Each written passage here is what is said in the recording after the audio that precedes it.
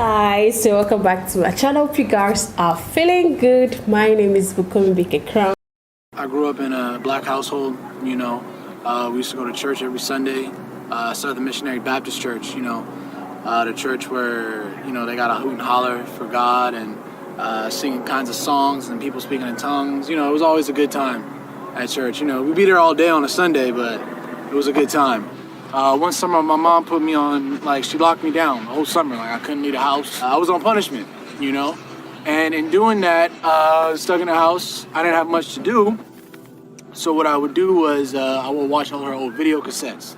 This is back when they had the VHS, the VCR player, you had to press rewind, all that old stuff. Anyways, I came across this movie, it's called Malcolm X. And I heard about Malcolm X, but in school, in public school especially, they don't teach you a lot about Malcolm. You hear a lot about Martin Luther King, all these other people, the more pacifist, activists and things like this. But I never really learned much about Malcolm X.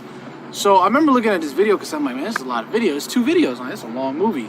So anyways, I pop it in or whatever, and I watched it all the way through. I think it's about 2.5 hours maybe all the way through. And I remember at the end of that video, I was a little bit left in shock, because the whole concept behind Malcolm is that Malcolm,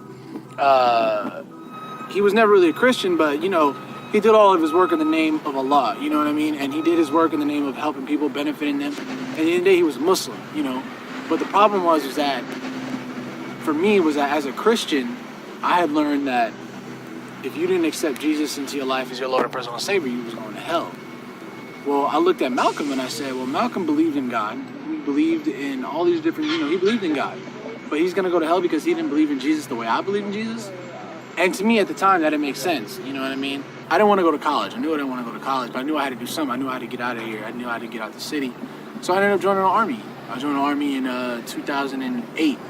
Yeah, about 2 weeks after I graduated, I was in the Army. 2 weeks after I graduated from high school, I was in the Army. And the military was a very interesting experience because in the military, you're not paid to think for yourself. They do all the thinking for you. They tell you when and where to go. They tell you to do this. They tell you to do that. Everything is already planned out for you. One day, I'm guarding this gate. I'm armed up with my weapon, guarding this gate. And this truck approaches. And the truck approaches, and it gets closer to the gate. And I'm telling the truck to stop. I'm saying, stop, telling the truck to stop. The truck stops, the driver gets out, and he starts walking towards the gate. Well, I tell him, I say, you have to stop. I'm yelling at him, stop. And the whole time he's coming at me, he has this smile on his face. So I'm thinking in my head, this man is crazy. This man is loony. He's out of his mind. I don't know what's wrong with him. Anyways, he continues to come closer and closer and closer. And by this time, I've pointed my weapon at him. I'm telling him I'm going to shoot and all this stuff. But something was telling me not to shoot. Something was telling me not to pull the trigger. So I didn't.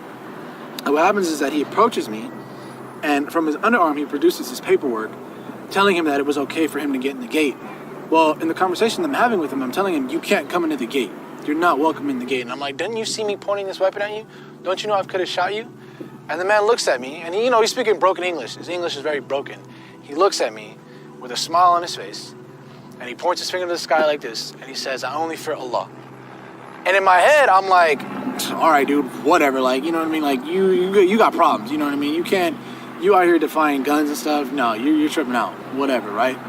So what happens is that I come back out to California about October of 2011, and then I took my Shahada at Farouk because I knew a guy that actually was going there at the time that I had met through some other friends that was going there at the time, and he invited me to come through and take my Shahada. And, one thing that I would say to everybody that's watching this or, to anybody that's interested in Islam is do not hesitate to go out and do the research and visit a masjid. You know what? I'm not going to lie to you. Yes, it may be a little strange at first. Obviously, it's going to be strange. You're doing something new. You're looking into something that might potentially change your life. And it's a bit overwhelming at first. And sometimes the thing is that sometimes when we discover the truth, we try to run away from it because we don't want to believe it. But the problem is that the truth, you can't run away from the truth forever. It's always going to be in the back of your mind.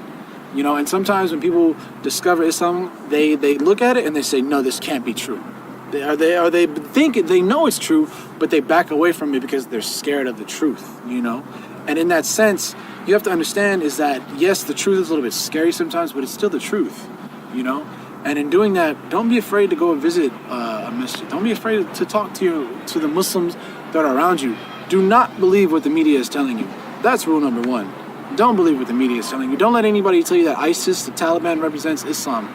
Because if that's the case, then the KKK represents Christianity. And everybody knows that's not true. So don't let anybody tell you what Islam is until you go out and you do it for yourself. Research it for yourself. Well, guys, that was a very beautiful revert story, or some people will say convert story. My God, I just love every details this man made mention of, talking about how he discovered Islam and he was a Christian, and a lot of things do not make sense to him at all. A lot of things did not make sense to him at all. And what really caught my attention was when he said he went to, when it was at the field, and he saw a man trespassing, and he was telling the man, if you don't leave there, I'll shoot you. The man never feared him, never feared God. He just said only for Allah, and that actually, no, busted his mind. He was marveled by that reaction, and he was like, for you to fear God more than your life, then this God is truly real. That means this God, you can. He was really surprised. That's one step to him becoming a Muslim. And he said a lot of things did not make sense to him, like Christianity saying that if you don't accept Jesus as Lord, as personal Savior, you will not go to heaven. Whereas, what if Muslims do not accept? Are they saying that they will not also go to heaven? So he said it didn't make sense to him. So he did a lot of research, and in that, he now came to a conclusion that this is the way he wants to go. He wants to accept Islam because Islam makes complete sense to him compared to his religion, Christianity. And for a soldier to actually accept religion, or be, it's a big thing. It's a big thing for a soldier to be religious.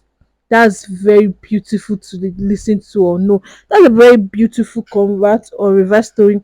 I just enjoyed the story. I enjoyed every bit of it. I I actually, reason with most of his the points he raised, because that's his own personal reason and decision, and we are all entitled to our decision. Like he said, if you want to know about Islam, do proper research. Don't let anybody deceive you, and don't let anybody, makes you think this thing is not good enough. You yourself have to witness it yourself. You yourself have to do research for you to know if what you are going for is good enough for you or not. Whew. Wow, beautiful. Let me know your point of view, guys, in the comment box. Let's keep the discussion going on. I'll see you guys in the next one. Take care. God bless you. Bye.